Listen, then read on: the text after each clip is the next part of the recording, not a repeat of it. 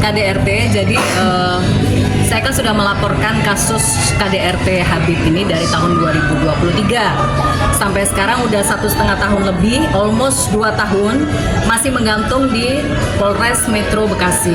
Banyak kekerasan yang saya alami, cuman saya menyesalkan kenapa sampai sekarang kasus saya masih menggantung. Padahal bukti visum sudah ada, visum psikis ya, kekerasan psikis. Saksi-saksi sudah diperiksa, si Habib juga udah diperiksa, saya juga udah diperiksa. Udah hampir 2 tahun ini kenapa masih belum ditetapkan jadi tersangka? Selebihnya saya silahkan Gus Mogi dari Ulama Persatuan Perjuangan Wali Songo Indonesia yang selalu mendampingi saya untuk mencari keadilan terkait adanya kekerasan yang saya alami dari mantan suami saya Habib. Baik, terima kasih. Assalamualaikum warahmatullahi wabarakatuh. Saya Tubagus Mogi Nur Fadil, Wakil Ketua dari PWILS, Perjuangan Wali Songo Indonesia Laskar Stabilillah. Dan istri saya juga ada Ratu Malika, kebetulan merupakan Ketua Divisi dari Divisi Perempuan di PWILS.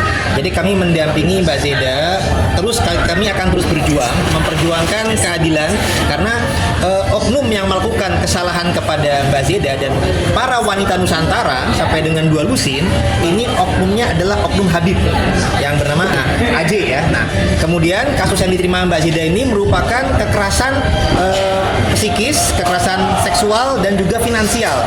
Nah, sehingga padahal sudah ada saksi, sudah ada namanya visum juga sudah ada. Makanya kami akan terus berupaya untuk mendorong kasus Mbak Zeda sampai akan tercipta keadilan yang tertegakkan. Nah, karena biasanya oknum ini adalah oknum Habib, banyak keadilan yang terkesan tumpul. Namanya keluarga Wali Songo di sini terus mendesak kepada pihak wajib dan juga kepada masyarakat supaya dengan adanya keviralan insya Allah bisa membantu menegakkan keadilan. Dan ini juga kewaspadaan bagi umat Islam Nusantara, waspadalah terhadap para oknum-oknum Habib yang berkedok ulama, berkedok sebagai cucu Nabi, tapi melakukan kesesatan-kesesatan dan juga kemungkaran. Yang terutama banyak hal-hal yang kalau nggak ngibul cabul, terutama kepada kaum perempuan Indonesia. Ini kasus-kasus seperti ini sudah banyak terjadi. Kasus Mbak Zeda saja oleh oknum AJ saja itu sudah korbannya ada 2 lusin yang tidak semuanya berani untuk melapor sebagaimana Mbak Zeda. Jadi Mbak Zeda ini mewakili wanita-wanita yang lain di Indonesia. Kasus-kasus lain juga di bumi Indonesia juga ada yang istri orang dizinahi, ada istri orang diminta buat diceraikan, ada juga perkosaan juga ada. Jadi ini banyak kasus-kasus oleh oknum Habib Balawi, salah satunya kasus Mbak Zeda yang harus menjadi perhatian publik untuk diwaspadai. Oke, Mbak Zeda sendiri ini mendapatkan KDRT dari sejak tahun berapa ya kalau boleh tahu?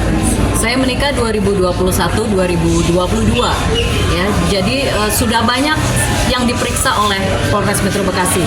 Saya sudah di BAP, Komnas Perempuan yang membela saya juga sudah di BAP, si terlapor si oknum Habib AJ mantan suami saya juga sudah di BAP, bahkan hasil visum resmi dari Rumah Sakit Polri juga sudah ada, hasil visum kekerasan psikis ya.